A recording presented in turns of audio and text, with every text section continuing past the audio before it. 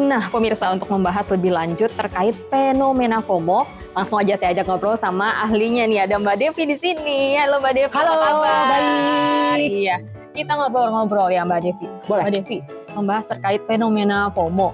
Sebenarnya ini sesuatu yang wajar atau perlu diwaspadai Mbak Devi? Oke, jadi FOMO ini memang kemudian mencuat banget jadi pembicaraan sejak 2004, sejak Facebook kemudian memperkenalkan sebuah metode di mana orang bisa punya etalase dirinya setiap detik, udah bukan setiap hari, 27 jam sehari, 8 hari seminggu. FOMO itu ditengarai disebabkan adalah rasa keinginan sama orang. Kok dia mesra? Ya ampun, kok rambutnya sama tasnya warnanya sama? Nanti besok beda-beda lagi. Gak mau kalah gitu, gak mau ketinggalan. Sederhana. Pangkalnya karena kita adalah makhluk sosial. Sehingga kemudian apa yang terjadi di lingkungan sosial itu menjadi sesuatu yang kemudian kita juga berharap kita merasakannya atau memilikinya. Sederhana, kalau teman kita lagi gibah, kita nggak diajak, itu udah stres gitu ya. Lalu tahu teman kita datang ke kondangan, kok aku nggak diundang gitu, padahal bukan undangannya nyelip gitu misalnya, itu sudah emosi gitu ya. Nah, memang yang menarik adalah banyak penelitian menunjukkan FOMO ini secara personal itu bisa menyebabkan seseorang terganggu, artinya dia menjadi stres, dia menjadi cemas terus, yang justru akhirnya mempengaruhi pola komunikasi dan sosial dia dengan orang lain.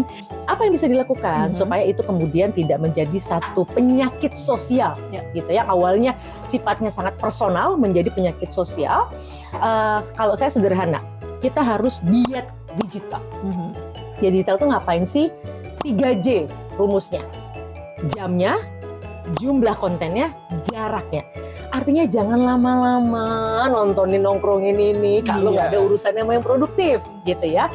Jamnya tuh diatur betul.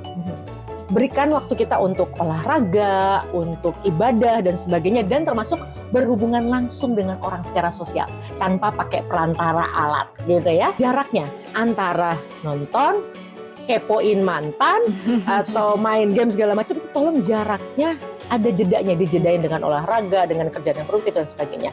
Lalu kemudian jumlahnya, jadi jumlah yang kita tonton jangan banyak-banyak. Kalaupun nonton, nontonlah yang inspiratif misalnya, yang dari situ kita jadi ingin kerja keras, ingin jadi orang yang lebih baik dan sebagainya. Mbak Devi, ada pesan-pesan kah mungkin untuk orang-orang yang bisa dianggap FOMO begitu?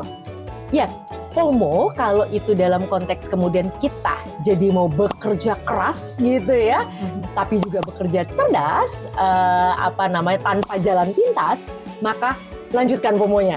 Tapi kalau FOMO itu justru membuat kita malah cemas, malah stres, terus malah nggak ngapa-ngapain, malah membuat kita lebih banyak sebel sama orang karena sirik, jadi ikutan malah ngomongin orang, gibah segala macam gara-gara FOMO. Hati-hati, itu FOMO itu berarti sudah merusak Anda.